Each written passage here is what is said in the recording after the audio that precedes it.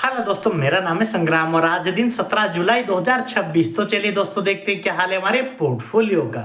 चलिए दोस्तों, देखते हैं क्या हाल है हमारे पोर्टफोलियो का। सबसे पहले दोस्तों देख लेते हैं हमारा जीरोधा का ट्रेडिंग अकाउंट क्या कहता है। और आज दोस्तों देखा जाए तो निफ्टी बैंक हमारा 0.5% के करीब बढ़ा हुआ है, जो कि हमारा 288 टू 290 पॉइंट के करीब है।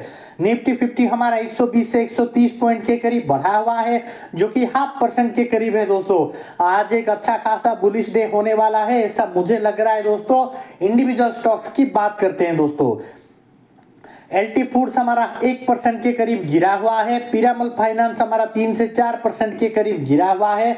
यूपीएल हमारा 1 से 2% के करीब गिरा हुआ है। टाटा स्टील हमारा 0.5% के करीब बढ़ा हुआ है। जनरल इंश्योरेंस हमारा 1% के करीब गिरा हुआ है। पीएफसी हमारा 1% के करीब बढ़ा हुआ है।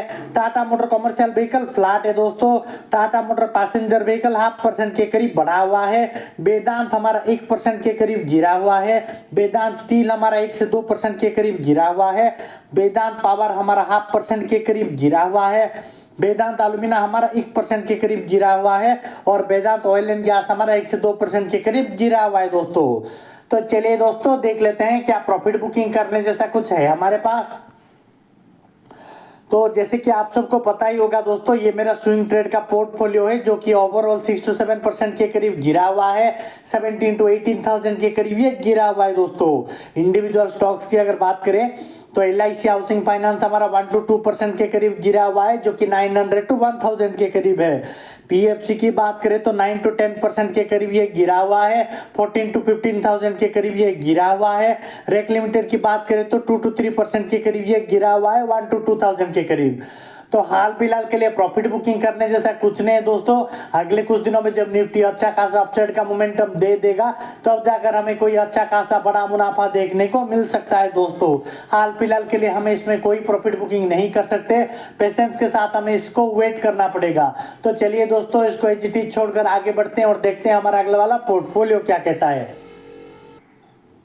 तो यह है दोस्तों हमारे कोटक नियो का पोर्टफोलियो, जिसमें हमारा ओवरऑल प्रॉफिट 13 to 14,000 के करीब देखने को मिल रहा है।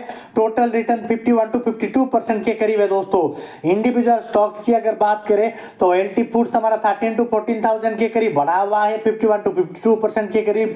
विमप्लास्ट अभी भी गायब है दोस्तों। सेलो वर्ल्ड के साथ इसका मर्जर हो चुका है, लेकिन आज भी हमारे पास ये शेयर वापस नहीं आए हैं। ये एक नए वैल्यूएशन के साथ हमारे पास वापस आ जाएंगे। मुझे लगता है नए वैल्यूएशन के साथ कुछ अच्छा खासा बड़ा मुनाफा देखने को मिल सकता है दोस्तों। जब तक ये हमारे पास वापस नहीं आते, हमें पेशेंस के साथ इसको वेट करना पड़ेगा। तो चलिए दोस्तों, इसको एजीटी छोड़कर आगे बढ़ते हैं और देखते हैं हमारा अगला वाला पोर्टफोलियो क्या कहता है।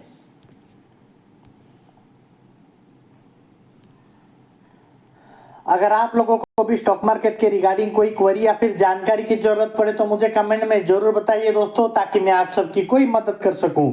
तो यह है दोस्तों हमारे क्रिप्टो करेंसीज का अकाउंट, जो कि हमारा 55% के करीब गिरा हुआ है। आज के दिनों में 0.5% के करीब ये बढ़ा हुआ है दोस्तों। जैसे कि आप सबको पता ही है दोस्तों, क्रिप्टो करेंसी एक लॉन्ग टर्म इन्वेस्टमेंट है। जब तक 5-10 साल तक हम इसको होल्ड नहीं करेंगे, तब तक हम इसमें कोई अच्छा खासा क्रिप्टो करेंसी हमारे हाथ लगेगा ऐसा एक्सपेक्ट नहीं कर सकते दोस्तों। तक हमारे पास कोई अच्छा खासा क्रिप्टो करेंसी हमारे हाथ नहीं लगेगा, हम इसमें थोड़ा पेशेंस के साथ सिर्फ वेट करना पड़ेगा दोस्तों। तो चलिए दोस्तों, इसको एजीटी छोड़कर आगे बढ़ते हैं और देखते हैं हमारा अगला वाला पोर्टफोलियो क्या कहता है। तो यह है दोस्तों हमारे ग्रो का पोजिशनल ट्रेड वाला अकाउंट, जिसमें हमारा 1 डे रिटर्न में 3 to 4,000 के करीब ये बढ़ा हुआ है। 1% के करीब ये बढ़ा हुआ है दोस्तों। टोटल रिटर्न की बात करें तो 46 to 47,000 के करीब ये गिरा हुआ है। 6 to 7% के करीब ये गिरा हुआ है। इंडिविजुअल स्टॉक्स की अगर बात करें तो रेक लिमिटेड हमारा 36 to 37,000 के करीब ये गिरा हुआ है, 7 to 8% के करीब। पीएफसी हमारा 10 to 11,000 के करीब गिरा हुआ है, 5 to 6% के करीब। जैसे कि आप सबको पता है दोस्तों, ये हमारा पोजिशनल ट्रेड वाला अकाउंट है। जब तक 20 to 30% के करीब हमारा प्रॉफिट चला ना जाए, तब तक हम इसमें कोई प्रॉफिट बुकिंग नहीं करेंगे दोस्तों। पेशेंस के साथ सिर्फ हमें वेट करना पड़ेगा। तो चलिए दोस्तों, इसको एजीटी छोड़कर आगे बढ़ते हैं और देखते हैं हमारा म्यूचुअल फंड्स का क्या हाल है। म्यूचुअल फंड की बात करें तो दोस्तों वनडे रिटर्न में 2 to 3,000 के करीब ये गिरा हुआ है, 0.5% के करीब। टोटल रिटर्न की बात करें तो 1,01,000 के करीब, 1,02,000 के करीब हमारा ये बढ़ा हुआ है 7 to 8% के करीब। और इसका XIRR भी पॉजिटिव में आ गया है दोस्तों, 5.4% का पॉजिटिव XIRR देखने को मिल रहा है दोस्तों। हाल फिलहाल के लिए हमारे म्यूचुअल फंड में कोई चेंजेस करने की जरूरत नहीं है दोस्तों, ये ऑलरेडी अच्छा खासा परफॉर्म कर रहा है, डरने की कोई बात नहीं है दोस्तों। पेशेंस के साथ सिर्फ हमें इसको वेट करना पड़ेगा। तो चलिए दोस्तों आगे बढ़ते हैं और देखते हैं हमारा एंजल वन का इन्वेस्टिंग अकाउंट क्या कहता है। तो यह है दोस्तों हमारा एंजल वन का इन्वेस्टिंग अकाउंट, जो कि हमारा 43 to 44,000 के करीब ये बढ़ा हुआ है, 21 to 22% के करीब ये बढ़ा हुआ है दोस्तों। म्यूचुअल फंड्स की अगर बात करें तो म्यूचुअल फंड हमारा 8 to 9% के करीब बढ़ा हुआ है, और इसका XIRR भी पॉजिटिव में आ गया है दोस्तों। 4.66% का पॉजिटिव XIRR हमें देखने को मिल रहा है दोस्तों। तो चलिए दोस्तों इक्विटी का हाल देख लेते हैं। इक्विटी की बात करें तो दोस्तों 42 to 43,000 के करीब ये बढ़ा हुआ है, 21 to 22% के करीब ये बढ़ा हुआ है। आज के दिनों में 1% के करीब ये ओवरऑल गिरा हुआ है दोस्तों। तो एनालाइज में देख लेते हैं। एनालाइज में स्मॉल कैप हमारा 124 to 125% के करीब ये बढ़ा हुआ है, लार्ज कैप हमारा 0.5% के करीब गिरा हुआ है, मिड कैप हमारा 47 to 48% के करीब बढ़ा हुआ है। सेक्टर वाइज देख लेते हैं। फाइनेंस और हाउसिंग 133 to 134% के करीब बढ़ा हुआ है। ऑटोमोबाइल और ट्रक्स हमारा 66 to 67% के करीब बढ़ा हुआ है। स्टील और आयरन हमारा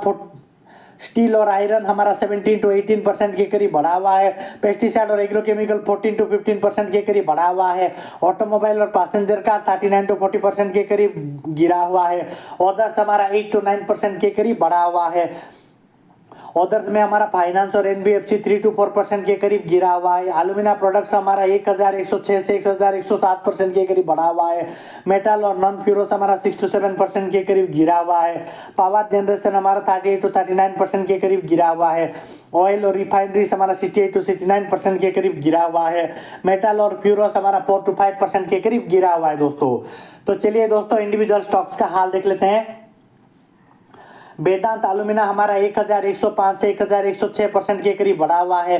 पीरामल फाइनेंस हमारा 133 to 134% के करीब बढ़ा हुआ है। Tata motor commercial vehicle 66 to 67% के करीब बढ़ा हुआ है। टाटा स्टील हमारा 17 to 18% के करीब बढ़ा हुआ है। UPL हमारा 14 to 15% के करीब बढ़ा हुआ है। PFC हमारा 1 to 2% के करीब गिरा हुआ है। और यहाँ पर वेदांत स्टील हमारा 4 to 5% के करीब गिरा हुआ है। जनरल इंश्योरेंस 5 to 6% के करीब गिरा हुआ है। वेदांत हमारा 6 to 7% के करीब गिरा हुआ है। वेदांत पावर हमारा 38 to 39% के करीब गिरा हुआ है। Tata motor passenger vehicle 39 to 40% के करीब गिरा हुआ है। वेदांत ऑयल एंड गैस 68 to 69% के करीब गिरा हुआ है दोस्तों। तो हाल फिलहाल के लिए हमारा इक्विटी ऑलरेडी अच्छा खासा परफॉर्म कर रहा है दोस्तों। ये जो भी रिटर्न है बहुत अच्छा खासा रिटर्न है, डरने की कोई बात नहीं है दोस्तों। तो चलिए दोस्तों मिलते हैं हम हमारे अगले वाले एपिसोड कल में।